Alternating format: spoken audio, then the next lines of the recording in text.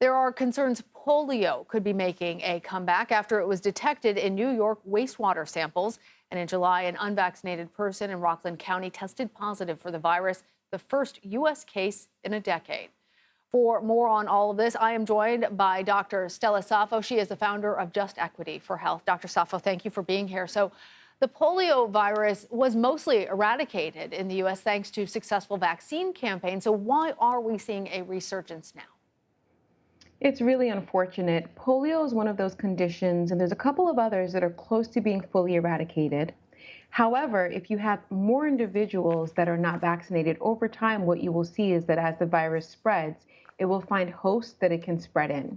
And so this is why pediatricians and public health officials are so strong about childhood vaccinations, because the gains that we've made only last so long as the majority of our populations remain vaccinated. And I know folks don't want to hear that, but that's just the reality of what it is. Well, the virus was found in several wastewater samples in New York. Is this an indication that polio might start to spread to other places? Or give us a sense of understanding what it really means that it's been detected. It's hard to know. And so there's a little bit of a thought that, folks who are vaccinated, maybe it's coming from particles from there. But there's really a reality of the fact that if you're seeing it detectable in the wastewaters, that it's possibly spreading to folks who are vaccinated, who are not showing an infection, but have it in their system and are obviously passing it through waste. That suggests, and what I would kind of think about if I was someone who was not vaccinated, that it is in the community. And so if it's in the community and you don't have that protection, then if it's spread around your immediate environment and you catch it and you're not vaccinated, you may express symptoms. Polio is an interesting disease in that 90% of those who get it are able to kind of clear it with no problems.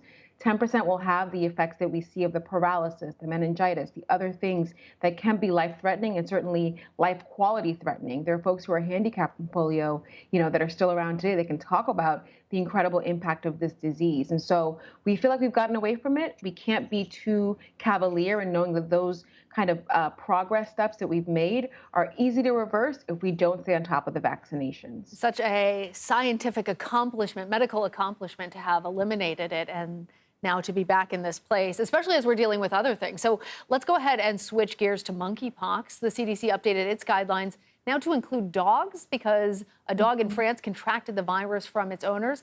How should people with dogs keep themselves, their pets safe? How worried should we be about this development?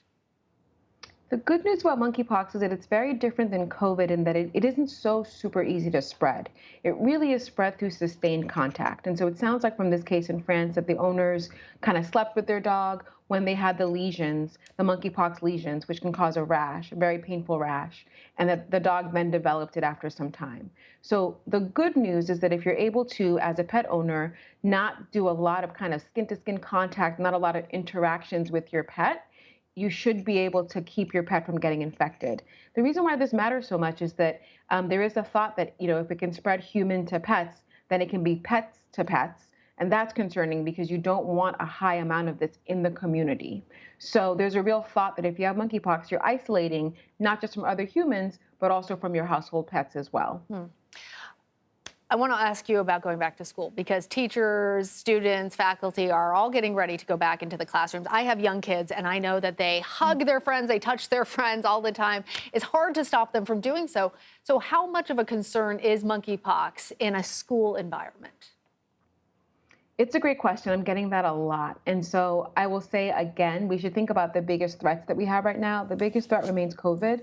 We know that that's super easy to spread. It's spread, through air. And so, masks continue to be recommended. When it comes to monkeypox, the good news is that it seems to be contained to a population, men who have sex with men, predominantly now. However, it doesn't mean that it's spread as a sexually transmitted infection. It more means that that community has a higher rate of it, and we're seeing it spread in that group more. For kids, we believe that the ways that we'll be able to get ahead of this is that if you're aware of your child or others, once they have a rash, keeping them isolated from other students, that can really help. And so one of the things that, parents are really considering is maybe creating a practice of having your kids kind of fist bump with their friends versus, hug and kind of get all over each other. And certainly if a child or your child has a rash, out of an abundance of caution, you want to really think about what you're doing to keep them isolated from other folks.